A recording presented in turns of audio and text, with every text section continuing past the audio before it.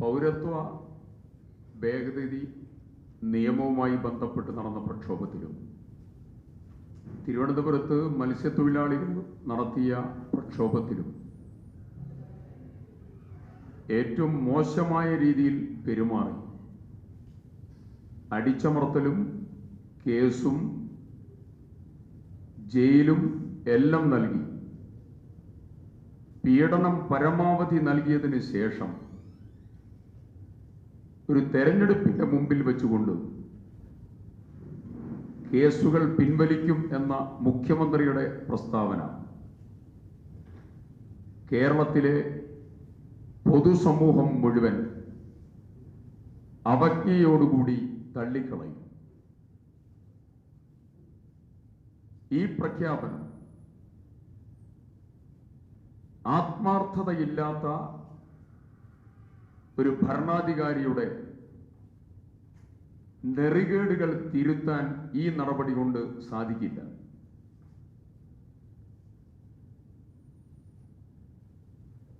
പെട്രോളിനും ഡീസലിനും ക്രമാതീതമായി വില വർദ്ധിപ്പിച്ച് 45 രൂപയിൽ നിന്ന് 116 എത്തിച്ച് അവസാനം തെരഞ്ഞെടുപ്പിന് മുമ്പ് 2 രൂപ കുറച്ച നരേന്ദ്രമോദിയെ ഇന്ത്യ രാജ്യത്തെ ജനം സ്വീകരിക്കുമോ? തൊഴിലും തൊഴിലിടവും പാർപ്പിടവും നഷ്ടപ്പെടുന്നതിനെതിരായി 132 ദിവസം നീണ്ട വലിയ സമരത്തിനാണ് ഈ തിരുവനന്തപുരം സാക്ഷ്യം വഹിച്ചത്. ഈ തിരുവനന്തപുരത്ത് പിണറായി വിജയന്റെ പോലീസ് എടുത്ത കേസുകളുടെ എണ്ണം 199.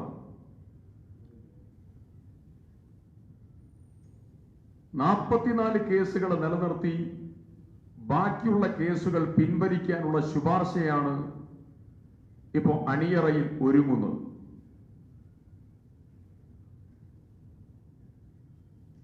ആർച്ച് ബിഷപ്പ് ഉൾപ്പെടെ സഹായ മെത്രാൻ ഉൾപ്പെടെ സ്ഥലത്ത് പോലും ഇല്ലാതിരുന്ന അഭിവന്ദ്യ തിരുമേനിമാർക്കുൾപ്പെടെ എതിരെ കേസെടുത്തതിന് ശേഷം മാസങ്ങളോളം വർഷങ്ങളോളം പീഡനത്തിന് നേതൃത്വം കൊടുത്തു തെരഞ്ഞെടുപ്പിന്റെ തൊട്ടു മുമ്പിൽ അത് പിൻവലിക്കും എന്ന് പ്രഖ്യാപിക്കുന്നത് അതിന്റെ ഉദ്ദേശശുദ്ധിയും ആത്മാർത്ഥതയില്ലായ്മയും എല്ലാവർക്കും അറിയുന്ന ഒന്നാണ്. ബിജെപിയുമായി കൈകോർത്തായിരുന്നു തിരുവനന്തപുരത്തെ പാവപ്പെട്ട മത്സ്യത്തൊഴിലാളികളുടെ സമരത്തെ അടിച്ചമർത്താൻ സിപിഐഎമ്മും ഭരണകൂടവും നേതൃത്വം കൊടുത്തിരുന്നത്. അന്ന് സിപിഐഎം ജില്ലാ സെക്രട്ടറിക്കും ബിജെപിയുടെ ജില്ലാ പ്രസിഡന്റിനും ഒരേ സ്വരവും ഒരേ കർമ്മവുമാണ് അവർ തിരുവനന്തപുരത്ത് അന്ന് നടപ്പിലാക്കിയത്.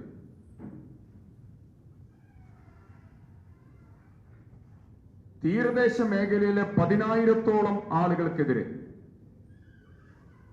കേസെടുത്തു എന്നുള്ളത് മാത്രമല്ല,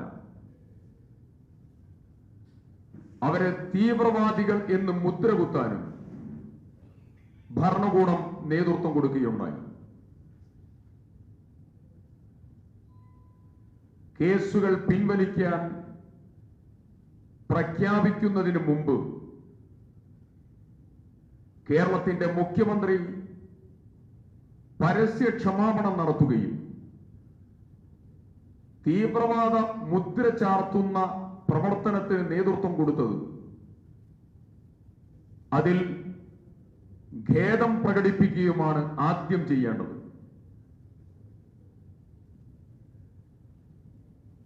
ഈ കേസുകളുടെ ഫലവും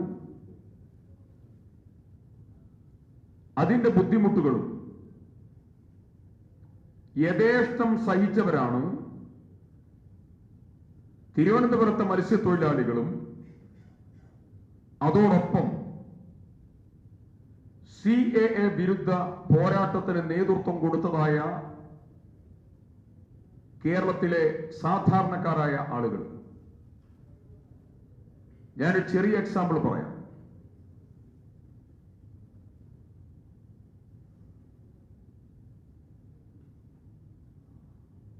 ബഹുമാന്യനായ സഹായ മെത്രാൻ R. ക്രിസ്തുദാസ് അദ്ദേഹത്തിന്റെ പാസ്പോർട്ട് പുതുക്കാൻ പോലും സാധിക്കാതെ ഈ കേസുമായി ബന്ധപ്പെട്ടുകൊണ്ട് ഓരോ വ്യക്തികളും നേരിട്ടതായിരിക്കുന്ന പീഡനങ്ങൾ ചെറുതല്ല.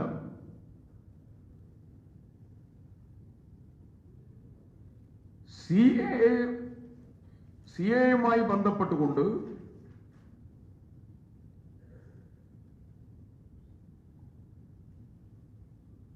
അതിലേക്ക് വരുന്നതിന് മുമ്പ് തിരുവനന്തപുരത്തെ കേസുകൾ എടുത്തത് നരേന്ദ്രമോദിയെയും അദാനിയെയും സുഖിപ്പിക്കുന്നതിന് വേണ്ടിയാണ്.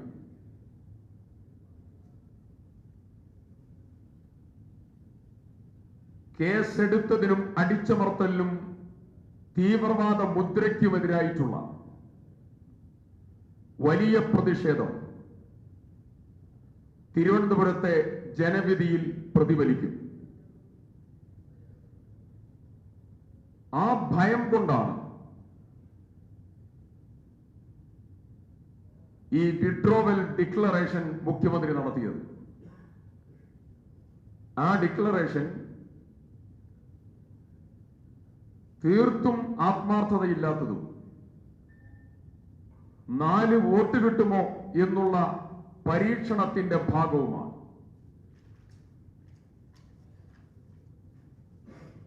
ഞാനൊരു പ്രധാനപ്പെട്ട ചോദ്യം മുഖ്യമന്ത്രിയോട് ചോദിക്കുന്നു. കോടതിയിലുള്ളതായിരിക്കുന്ന കേസുകൾ ചാർജ് ഷീറ്റ് നൽകി കഴിഞ്ഞാൽ കൺസേൺഡ് ജുഡീഷ്യൽ ഓഫീസറുടെ ഡിസ്ക്രിഷണറി പവർ ഇല്ലാതെ, അനുവാദമില്ലാതെ എങ്ങനെ കേസ് സർക്കാരിന് പിൻവലിക്കാൻ സാധിക്കും? അത് CAA-യുടെ വിഷയത്തിലും മത്സ്യത്തൊഴിലാളികളുമായി ബന്ധപ്പെട്ടതായിരിക്കുന്ന വിഷയത്തിലും എല്ലാം ഈ സമാനമായിട്ടുള്ള വിഷയം ബാധകമാണ്.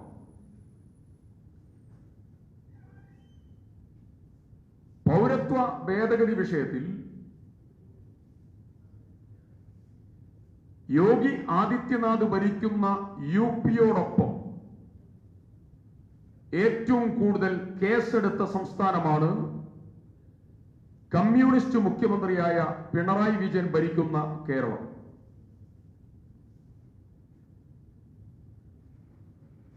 ഈ കേസ് ഒഴിവാക്കണം എന്നാവശ്യപ്പെട്ട് അസംബ്ലിക്കകത്ത്, അസംബ്ലിക്ക് പുറത്ത് നിരവധി തവണ പ്രതിപക്ഷ നേതാവ് ഉൾപ്പെടെ ആവശ്യപ്പെട്ടിട്ടും പൗരത്വ ഭേദഗതി നിയമവുമായി ബന്ധപ്പെട്ടുകൊണ്ട് കേരളത്തിൽ എല്ലായിടത്തും കേസുകൾ എടുക്കാൻ നേതൃത്വം കൊടുത്തത് പിണറായി വിജയൻ നേതൃത്വം കൊടുക്കുന്ന മൃദു മോദിത്വ സമീപനത്തിന്റെ ഏറ്റവും വലിയ അടയാളമായി. തമിഴ്നാട്ടിൽ CAA-യുമായി ബന്ധപ്പെട്ടുകൊണ്ടെടുത്ത എല്ലാ കേസുകളും അവിടെ പിൻവലിച്ചു. മുഖ്യമന്ത്രിക്ക് പൗരത്വ ഭേദഗതി നിയമം ഒരു തെരഞ്ഞെടുപ്പ് അജണ്ട മാത്രമാണ്. തെരഞ്ഞെടുപ്പ് അജണ്ട അല്ലായിരുന്നുവെങ്കിൽ തമിഴ്നാട് സർക്കാർ ചെയ്തതുപോലെ ഒന്ന് കേസ് എടുക്കില്ലായിരുന്നു, 2 കേസ് എടുത്തിട്ടുണ്ടെങ്കിൽ ഉടനടി അത് ചാർജ് ഷീറ്റ് നൽകാതെ അത് പ്രിമച്വർ സ്റ്റേജിൽ തന്നെ ഒഴിവാക്കാൻ ആവശ്യമായ നടപടികൾ സ്വീകരിക്കുമായിരുന്നു. പൗരത്വ ഭേദഗതി വിഷയവുമായി ബന്ധപ്പെട്ടുകൊണ്ട്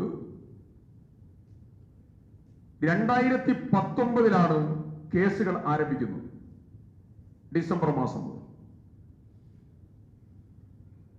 അന്ന് ആ കേസുകളുമായി ബന്ധപ്പെട്ടുകൊണ്ട് നിരവധി കേസുകൾ ശിക്ഷിച്ചു കഴിഞ്ഞു, നിരവധി കേസുകൾ വെറുതെ വിട്ടു. ബാക്കി വരുന്ന കേസുകൾ എല്ലാം തന്നെ കോടതിയുടെ മുമ്പിലാണ്. ഞങ്ങൾ ചോദിക്കുന്ന പ്രധാനപ്പെട്ട ചോദ്യം, കോടതിക്ക് മുമ്പിലുള്ളതായിരിക്കുന്ന കേസ് എങ്ങനെ പിണറായി വിജയൻ പിൻവലിക്കും എന്നുള്ളതാണ്. ശബരിമല വിഷയത്തിലും സമാനമായ നടപടിക്കാണ് പിണറായി വിജയൻ നേതൃത്വം കൊടുത്തത്.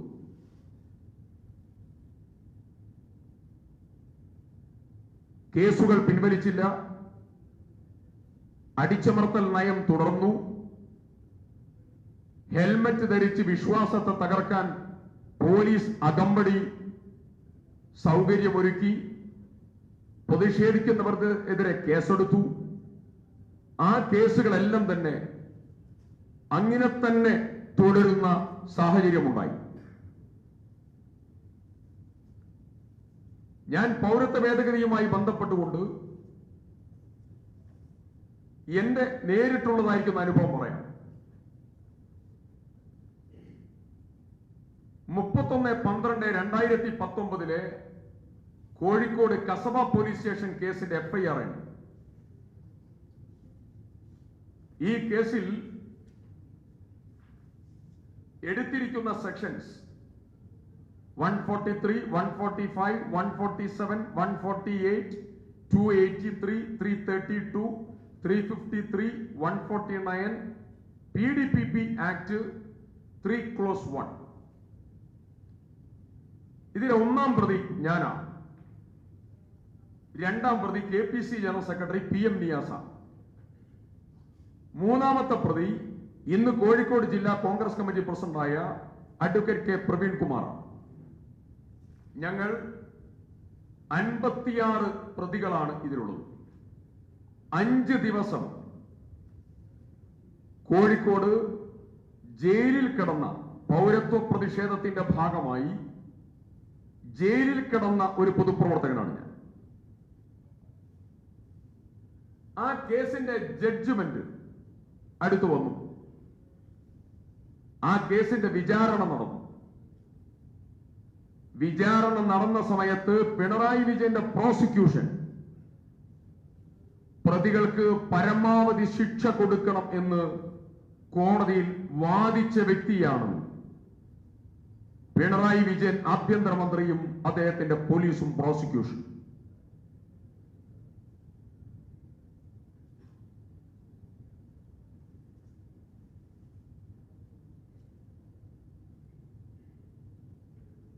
ഇരയുടെ കൂടെ നിൽക്കാതെ വേട്ടക്കാരന്റെ രൗദ്രഭാവത്തിൽ സജീവമായി CAA വിഷയത്തിൽ വേട്ടയാടാൻ നേതൃത്വം കൊടുത്ത മുഖ്യമന്ത്രിയാണ് യോഗി ആദിത്യനാഥിനോടൊപ്പം കേരളത്തിന്റെ മുഖ്യമന്ത്രി ശ്രീ പിണറായി വിജയൻ. പ്രസംഗത്തിൽ തലോടലും ഇരവാദവും ഉയർത്തുന്ന മുഖ്യമന്ത്രി പ്രയോഗതലത്തിൽ പീഡനവും കേസും ശിക്ഷയും നടത്തുന്ന വേട്ടക്കാരന്റെ റോളിലായിരുന്നു.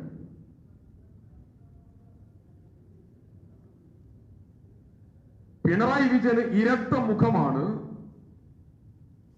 മത്സ്യത്തൊഴിലാളികളുടെ കേസിന്റെ വിഷയത്തിലും പൗരത്വ ഭേദഗതി വിഷയത്തിലും ശബരിമല കേസിന്റെ വിഷയത്തിൽ ഉൾപ്പെടെ ഇരട്ട മുഖമാണ് ശ്രീ പിണറായി വിജയനുള്ളത്.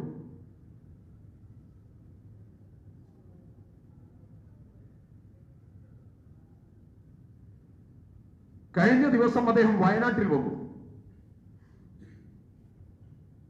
സുൽത്താൻ ബത്തേരിയിലെ ഒരു പൊതുയോഗത്തിൽ അദ്ദേഹം പ്രസംഗിച്ചു. ആ പൊതുയോഗത്തിൽ 80% സമയവും അദ്ദേഹം എടുത്തത് രാഹുൽ ഗാന്ധിയെ വിമർശിക്കാനും പേരെടുത്ത് വിമർശിക്കാനും കോൺഗ്രസിനെയും അഖിലേന്ത്യാ കോൺഗ്രസ് കമ്മിറ്റി പ്രസിഡന്റിനെയും KC വേണുഗോപാലിനെയും ഒക്കെ വിമർശിക്കാനാണ് അദ്ദേഹം എല്ലാ സമയവും അദ്ദേഹം വിനിയോഗിച്ചത്. അദ്ദേഹം ചോദിച്ചൊരു പ്രധാനപ്പെട്ട ചോദ്യം CAA വിഷയത്തിൽ കോൺഗ്രസ് എന്തുകൊണ്ട് മൗനം പാലിച്ചു? BJPയോടൊപ്പമാണ് കോൺഗ്രസ്. രാഹുൽ ഗാന്ധി ഒന്നും മിണ്ടിയില്ല. കോൺഗ്രസ് നേതാക്കൾ ഒന്നും മിണ്ടിയില്ല. തുടങ്ങിയ നിരവധി ആരോപണങ്ങളാണ് അദ്ദേഹം അവിടെ വെച്ചുകൊണ്ട് ഉന്നയിച്ചത്. ഞാൻ ശ്രീ പിണറായി വിജയന് ശ്രീ രാഹുൽ ഗാന്ധി നടത്തിയ സീരീസ് ഓഫ് ഇടപെടലുകൾ ഈ സമയം നിങ്ങൾക്ക് മുമ്പിൽ പറയാൻ ആഗ്രഹിക്കുന്നു. കോൺഗ്രസ് നടത്തിയ ഇടപെടലുകൾ. ഒന്ന്, രാഹുൽ ഗാന്ധിയുടെ ഒരു ചെറിയ പ്രസംഗത്തിന്റെ ഒരു വീഡിയോ.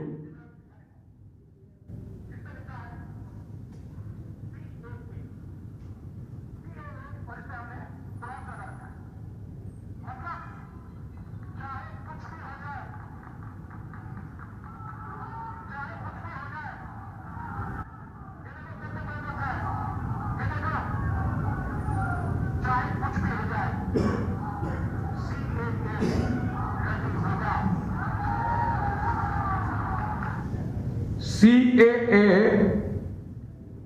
ഇതുമായി ബന്ധപ്പെട്ടുകൊണ്ട് UPയിലെ ഡൽഹിയിലെ റയട്ട് മേഖലയിലുള്ള സന്ദർശനം ഉൾപ്പെടെ ഡൽഹിയിലെ ഗാന്ധി പ്രതിമയ്ക്ക് മുമ്പിലുള്ള സമരം ഉൾപ്പെടെ വിവിധ സ്ഥലങ്ങളിൽ നടത്തിയ പ്രസംഗങ്ങളും ഇടപെടലുകളും ഉൾപ്പെടെ പാർലമെന്റിലെ സ്പീച്ചസ് ഉൾപ്പെടെ നിരവധി കാര്യങ്ങളും. ഇത് രാഹുൽ ഗാന്ധിയുടെ ഒരു ചിത്രമാണ്. CAA എന്നെഴുതി ക്രോസ് ഇട്ട് അദ്ദേഹം നടത്തുന്ന പ്രതിഷേധത്തിന്റെ ഭാഗമായിട്ടുള്ള ചിത്രമാണ്. ഇത് ഗാന്ധി പ്രതിമയ്ക്ക് മുമ്പിലുള്ള രാഹുൽ ഗാന്ധിയുടെ അടക്കം നേതൃത്വം കൊടുത്ത പ്രതിഷേധമാണ്.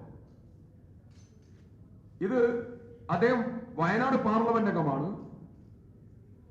10,000-കണക്കിന് ആളുകൾ നേതൃത്വം കൊടുത്ത ഭരണഘടനാ സംരക്ഷണ പ്രോഗ്രാം കൽപ്പറ്റയിൽ നടന്നു. അതിൻ്റെതാണ്.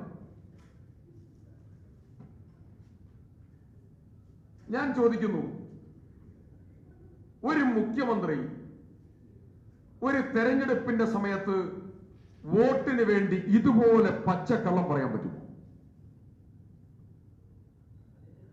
നട്ടാൽ മുളയ്ക്കാത്ത പച്ച നുണ മുഖ്യമന്ത്രി കസേരയിൽ ഇരിക്കുന്ന ഒരു വ്യക്തി 4 വോട്ടുകൾക്ക് വേണ്ടി ഒരു തെരഞ്ഞെടുപ്പിന്റെ സമയത്ത് പറയാൻ സാധിക്കുമോ? ശരിയാണോ? ധാർമ്മികതയാണോ? പാർലമെന്റിൽ പൗരത്വ ഭേദഗതി വിഷയത്തിന്റെ ചർച്ച ഓപ്പൺ ചെയ്തത് ഡോക്ടർ ശശി തരൂരാണ്. തരൂരിനെതിരായി ഇവിടെ വിമർശിച്ചല്ലോ. BJPക്കെതിരെ വിമർശനമില്ല, തരൂരിനെതിരെയായിരുന്നു വിമർശനം. തരൂരിന്റെ പ്രസംഗത്തിലെ പ്രധാനപ്പെട്ട വാചകം നിങ്ങൾക്ക് എല്ലാവർക്കും ഇവിടെ കിട്ടിക്കാണുമല്ലോ.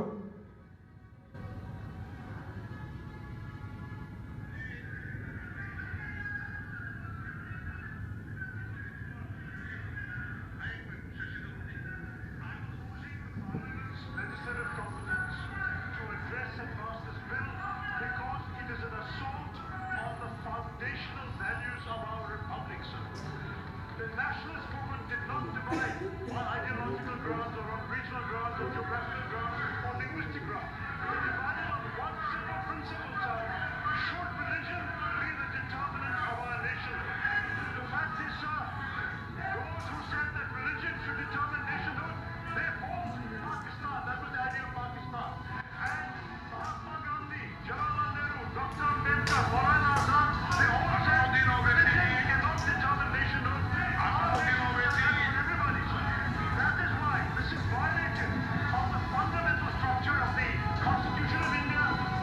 actually is the preamble, sir, which is giving you a notice that the preamble constitutes an integral part of the basic structure. That is violated. It violates Article 14, as others have pointed out, which applies to all parties of citizens. I finally say enshrines discrimination against the values of our Constitution. I therefore believe we do not have the competence to discuss this bill. It should not be brought forward and introduced. ഇത് പാർലമെന്റിലുള്ളതായിരിക്കുന്ന തരൂരിന്റെ speech ഉൾപ്പെടെ ആ തരൂർ അദ്ദേഹത്തെ കുറിച്ച് മാരകമായി വിമർശിക്കുകയാണ്. ബിജെപിക്കെതിരെ വിമർശനമില്ല. യഥാർത്ഥത്തിൽ LDFന്റെ convener ഇന്ന് കേരളത്തിൽ യഥാർത്ഥത്തിൽ NDA കൺവീനറായി മാറിയിരിക്കുകയാണ്.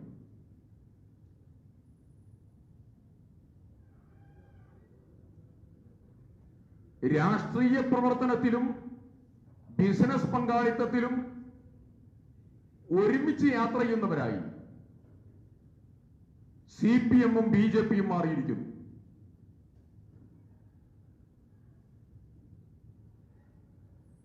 നിയമസഭയിലെ പ്രമേയങ്ങൾ ഉൾപ്പെടെ ഒരു പ്രസംഗത്തിലും നരേന്ദ്രമോദിയുടെ പേരെടുത്ത് വിമർശിക്കാൻ മുഖ്യമന്ത്രി എന്തുകൊണ്ട് ഭയം കാണിക്കുന്നു?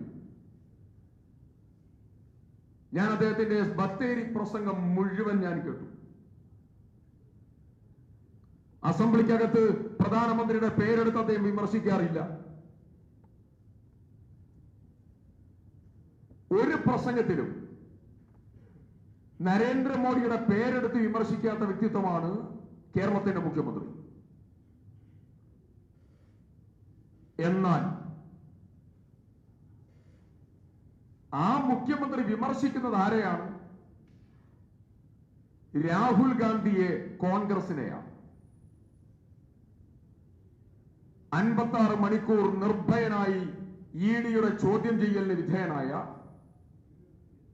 പാർലമെന്റിൽ നിന്ന് ഡിസ്ക്വാളിഫൈ ചെയ്യപ്പെട്ട, 19 കൊല്ലം താമസിച്ച വീട്ടിൽ നിന്ന് പടിയിറക്കപ്പെട്ട, രാജ്യവ്യാപകമായി 21 ക്രിമിനൽ കേസുകൾ BJP സംഘപരിവാർ കൊടുത്തത് നേരിടുന്ന, നരേന്ദ്രമോദിയുടെ ഇടനെഞ്ചിലേക്ക് വിരൽ ഉയർത്തി മുഖത്തു നോക്കി മോദിയുടെ പേരെടുത്ത് അരുതായ്മകൾ മുഴുവൻ ചൂണ്ടിക്കാണിക്കുന്ന രാഹുൽ ഗാന്ധിയെയാണ് പിണറായി വിജയന്റെ മെയിൻ ടാർഗറ്റ്. ഞങ്ങൾ ചോദിക്കുന്ന പ്രധാനപ്പെട്ട ചോദ്യം, നേരിടുന്ന കേസിന്റെ ഭയത്തിലല്ലേ മുഖ്യമന്ത്രി നരേന്ദ്രമോദിയെ പേരെടുത്ത് വിമർശിക്കാത്തത്?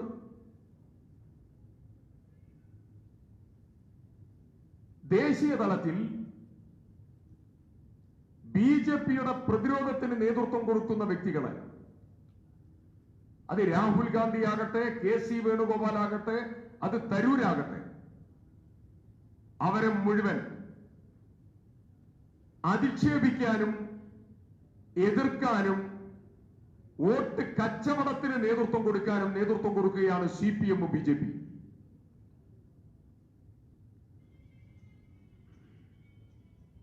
ചന്ദ്രശേഖർ വന്നാലും ശശി തരൂരിനെ തിരുവനന്തപുരത്ത് തോൽപ്പിക്കാനോ തൊടാനോ സാധിക്കില്ല. ശശി തരൂർ ഇന്ത്യൻ പാർലമെന്റിലെ അത്യുജ്വല പാർലമെന്റേറിയനാണ്. ചിന്തകൻ, എഴുത്തുകാരൻ, പ്രാസംഗികൻ, മികച്ച പാർലമെന്റേറിയൻ, നയതന്ത്രജ്ഞൻ, വിശ്വപൗരൻ, അറിവിന്റെ മഹാപ്രതിഭ. ഈ മഹാപ്രതിഭ അദ്ദേഹത്തോട് മാറ്റുരയ്ക്കാൻ BJP സംഘപരിവാർ കൂടാരത്തിലോ LDF കൂടാരത്തിലോ ഒരാൾ പോലും ഇല്ല, അവർക്ക് സാധിക്കില്ല. ജനാധിപത്യത്തിന്റെ വേൾഡ് അംബാസിഡറാണ് ശ്രീ ശശി തരൂർ. ആ ശശി തരൂരിൻ വിദ്യാർത്ഥികളുടെയും ചെറുപ്പക്കാരുടെയും സാധാരണക്കാരുടെയും റോൾ മോഡലാണ്.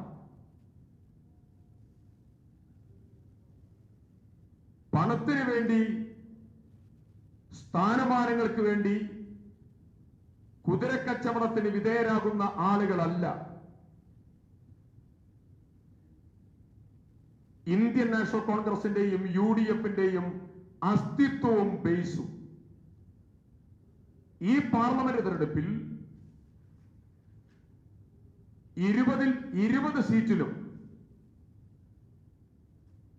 ഐക്യ ജനാധിപത്യ മുന്നണിയുടെ മാസ്മരികമായിട്ടുള്ള വിജയമുണ്ടാകും.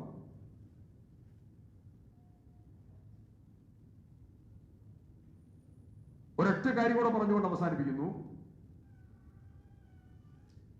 കോൺഗ്രസിന് മൃദു ഹിന്ദുത്വ സമീപനമാണെന്നാണ് മുഖ്യമന്ത്രി പറയുന്നത്.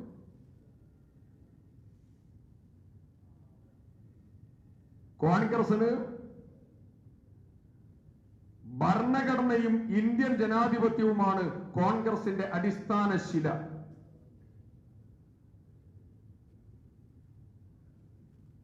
ഒരു വിട്ടുവീഴ്ചയും ഒരു കാലത്തും ഞങ്ങൾ അതിനോട് സന്ധി ചെയ്തിട്ടില്ല.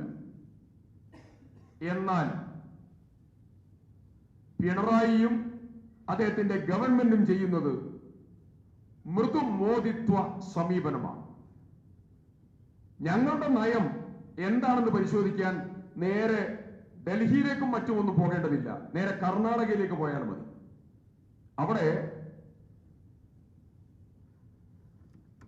ക്രൈസ്തവ ന്യൂനപക്ഷത്തെ ഏറ്റവും കൂടുതൽ വേട്ടയാടിയ ആന്റി കൺവർഷൻ ബിൽ എടുത്തു കളഞ്ഞു.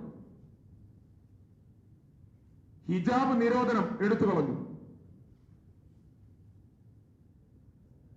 വർഗീയ ഗവൺമെന്റ് കൊണ്ടുവന്ന എല്ലാ വിപൽക്കരമായിട്ടുള്ള പ്രവർത്തനങ്ങളെയും അറുത്തുമാറ്റി. ഞങ്ങളുടെ പ്രവർത്തനം കാണാൻ മറ്റുള്ളിടത്തേക്ക് പോകേണ്ടതില്ല, തൊട്ടടുത്ത അയൽ സംസ്ഥാനമായ കർണാടകയിലേക്ക് മാത്രം പോയാൽ മതി. അതുകൊണ്ട് കേസുകളെടുത്ത് പീഡിപ്പിച്ച് അടിച്ചമർത്താൻ നേതൃത്വം കൊടുത്ത് അതിനുശേഷം സ്വന്തം ഗവൺമെന്റിന്റെ ഒരു ഭരണ വിജയം പോലും പരാമർശിക്കാൻ കയ്യിലില്ലാത്ത മുഖ്യമന്ത്രി